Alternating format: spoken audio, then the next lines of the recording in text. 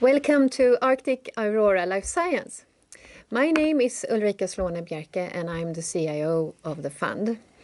Together with me today I have the whole team. I have Torbjörn on my left-hand side, Torbjörn Bjerke, and then Daniel Bolanovsky, our analyst. We are here today to discuss the events and the performance of the fund and the portfolio companies during September.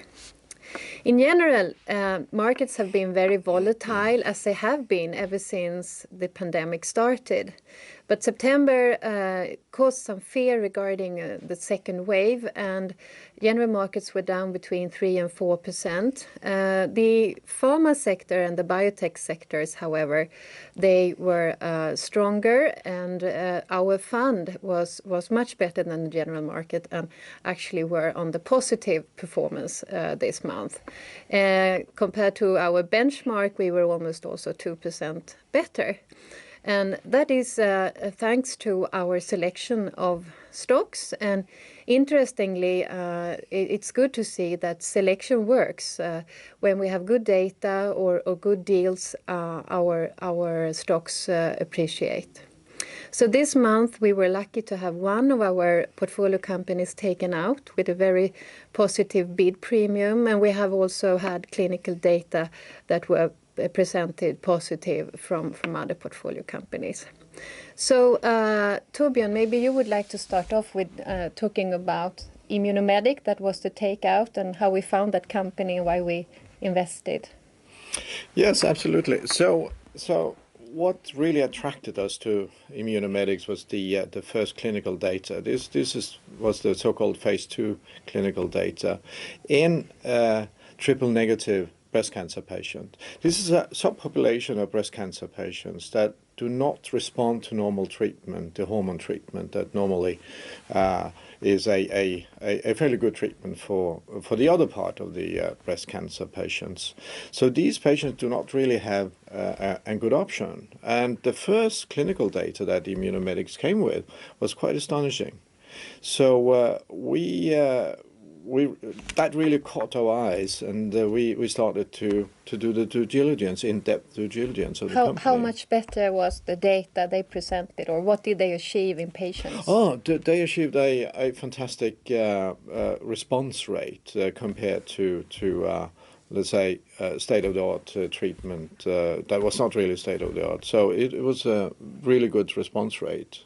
And if I may just add on the newest data from Immunomedics, that shows an overall survival that is 100% better than normal chemotherapy. So this is really a treatment that will change the lives of many of these patients. Once again, a very high unmet medical need that now is kind of not met, but transformed in a way. Yeah, it's exactly what we're looking for when we look for new companies. It's really the science and the innovation that drives us towards these investments. And Immunomedics was absolutely one of those. They had some shortfalls as well when we invested in 2016, but we believe that the compound or the treatment option was so good that it overcame these shortfalls. So how does the technology work? What type of? Yeah, I brought this one, right? So what Immunomedics does is they develop what is called the antibody drug conjugates, and that is a specific targeting treatment. So normally when you give chemotherapy, that also attacks totally normal cells, and you get a lot of side effects. So what Immunomedics is really doing is that they have a so-called antibody. That's a protein. Let's put it. This is the antibody, the black one here, and on top of that, linked to the antibody, is the chemotherapy. So this antibody attacks a certain protein on the tumor cell, and then this concept is internalized into the cell, and this killer one kills the tumor. And this is really quite a new concept of doing it. So you have the homing of the conjugates into the tumor cells. So you get a more specific treatment, less side effects. Yeah, much more specific. In the past, you have not been able to give a high enough concentration of the chemotherapy in order to kill the tumors. Now you can do that, and that's the breakthrough. Because you don't get the side effects, you can give much more to the specific. Yeah, it's they're targeting what they should target, and that's the tumor cells. And this has then given a fantastic new hope for these patients, and that's exactly what we're looking for.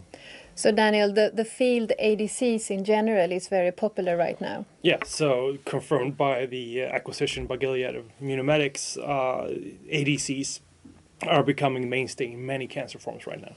So it started back in with Roche's Kadcyla. That was the first sort of really established ADC, and then we had several companies now that have grown considerably due to this technology. So last year, AstraZeneca paid almost $1.5 billion to gain access to the rights for an ADC drug from the Japanese Daiichi Sankyo, just to earn the rights to sell this product. And Seattle Genetics' claim to fame is almost solely due to ADCs. They more than doubled their market cap in the past year. And then we have a group of smaller companies now coming up in the sort of sub $1 billion range that Immunomedics used to be. Zymeworks, Immunogen, Mersana, and a few others. So it's a very vivid field with a lot of interesting drug candidates coming up. That's interesting. I mean, we do have Zymeworks, for example, in the portfolio, and Daiichi Sankyo as well. So big and small companies. So why do you think that Gilead did this acquisition, Torbjörn? Yeah, if we take a look at what is Gilead, Gilead is a big biotech company, and they have been really building up the fame due to the curative treatment in hepatitis C and in also the good treatment option in HIV. And by the way, today the discoverer of the hepatitis C was rewarded the Nobel Prize. So that was that has really been the big build-up of the company, but they cured all patients. So now they need to reinvent themselves. And by doing that, they do acquisitions, they do licensing deals, and building up a portfolio.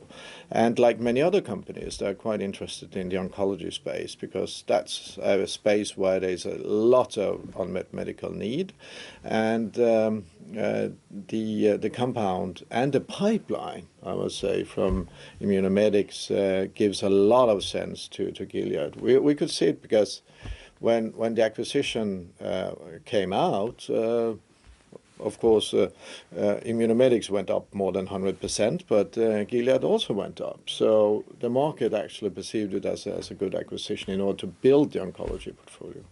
And interestingly, many other stocks within the oncology field also appreciated that day, and that deal in itself brought some energy back to the M&A theme of the sector, you can say. And for us, we got more than 100% bid premium, which we felt was very positive, of course. Yeah, and when we go back to 2016, when we made the first investment, we invested on a share price of $2.69, and now it was bought out on $88. So that's a pretty good performance. That's good. So basically, or obviously, good clinical data is the value driver within biotech, and that's how we identified Immunomedics. But it's also a situation where normally biotech stocks actually appreciates a lot if they are listed. And we had some positive clinical data this month from a company involved in the rare disease field, which is not so well known maybe to all. No, so obviously there are a lot of rare diseases now coming up in clinical development, and a lot of companies are making great progress. What's a rare disease? So there's basically the definition varies from country to country on a regulatory basis, because these drugs are helped by the regulatory authorities for sort of ease of development and for quicker access to the market eventually, and more feedback from those agencies. But we're talking, and in this particular case, Albrea Pharma, so a portfolio company of us, we're talking about a few thousand patients globally. So this typically did not sort of awake the interest of large pharma. They tend to take on much more bigger sort of medical problems. But if you add all the rare diseases together, you get millions of patients. So we're starting to see now this unraveling of new exciting clinical candidates tackling these diseases. So in terms of Albireo Pharma, this was, by the way, a spin-off from AstraZeneca. So another example of sort of big pharma rather have smaller biotech companies doing the work in this field.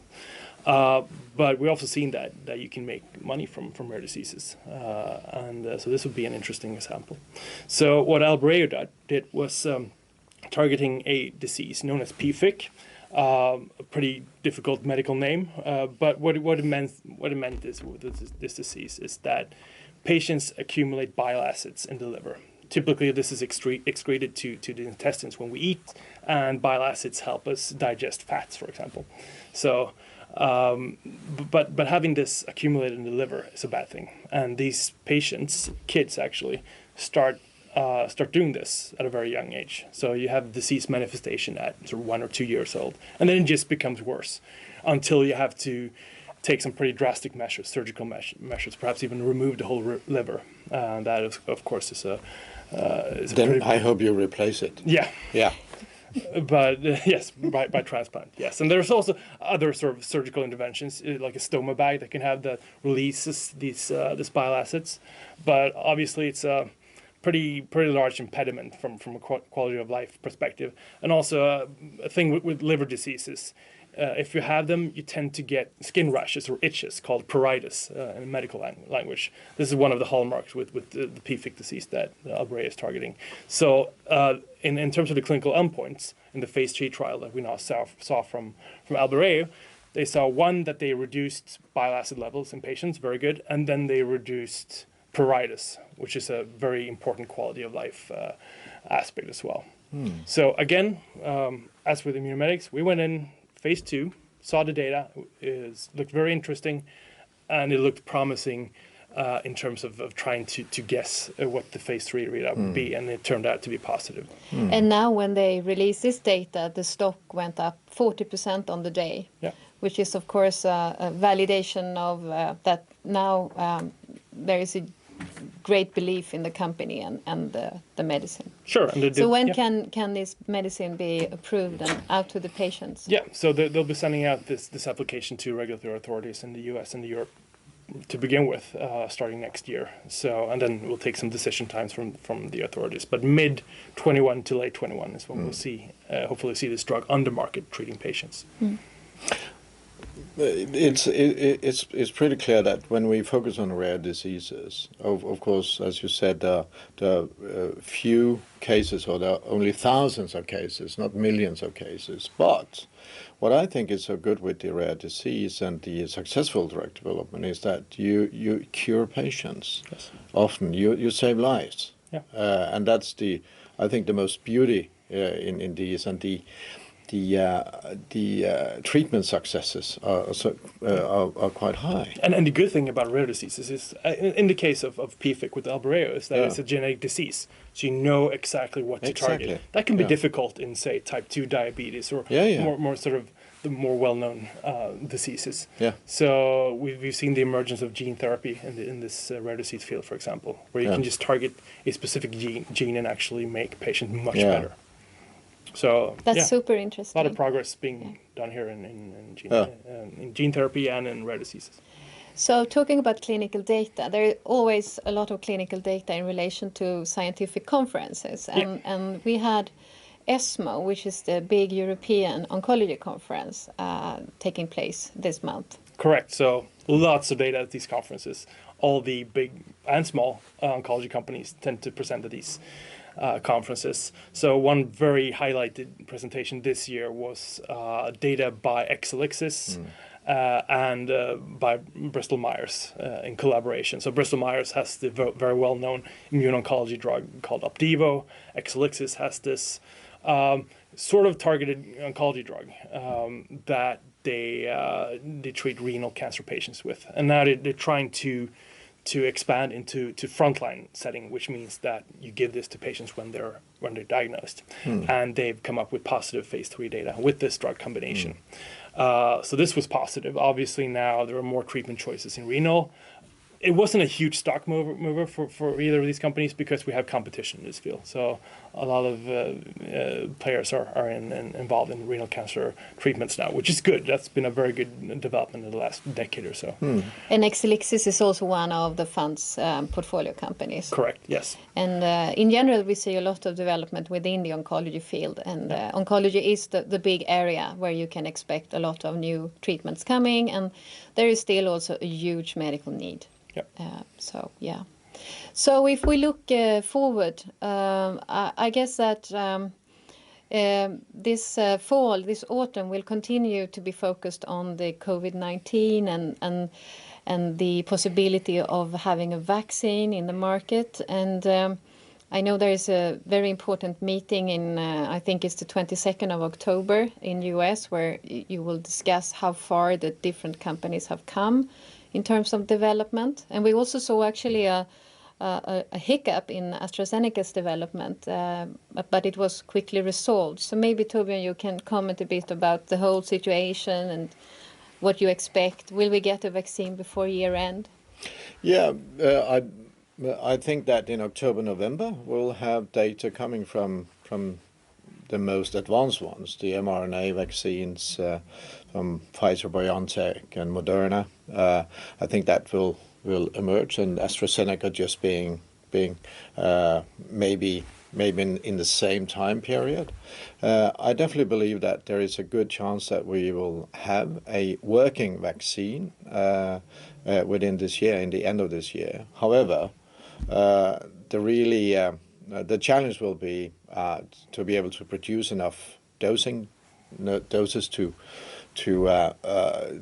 give to all subjects that wants to have this vaccine. So it will take quite a long time until we have an immunity that matters. But definitely this year, I firmly believe that we'll have a good result from at least 1 or 2 or 3 of these. And for those who saw this news about AstraZeneca that later on was resolved, maybe you can comment on what happened. Yeah, no, you know, when you do clinical development, there will always be some patients or some subjects that do have a side effect. AstraZeneca did the right thing. They stopped the program for some days while they investigated that case. But they got an okay from regulatory authorities again, and now it's going. Remember that these vaccines are tested on thousands of subjects. Each one of them do test their vaccine in about 30 to 40,000 subjects, and there will be side effects. Of course there will be, but we have a good belief that, for example, the mRNA vaccines will have less side effects than the others. So it's really we are looking also in terms of vaccination. Due to the COVID-19, we are looking into a totally new innovation area within this field. So I'm very positive. Is there any other clinical data or important milestones that we are looking for? Yes, we saw some share movements in biotech this month because they announced that the US FDA will host a so-called advisory committee meeting. This is because Biogen has filed to the FDA to approve their Alzheimer's drug, aducanumab. Now, this was a pretty controversial data set, so this will be a very important meeting. So this advisory committee meetings is where FDA gathers a lot of medical experts from different areas, biostatisticians, etc., to discuss this because it's non-straightforward in terms of clinical data than what we typically see. They did 2 phase 3 studies. One showed a small effect, actually, that this could help Alzheimer's patients. The other study failed. So what do you make of this? Those are not easy answers easy questions to answer. On the other hand, treatment alternatives in Alzheimer's are almost non-existent. So there's a dire need for new treatments that might sort of lean the FDA towards letting this one through. we'll certainly find out. So November 6th actually is the date for this advisory committee meeting. So very close to the U.S. elections, so there'll be a lot of action during that time point.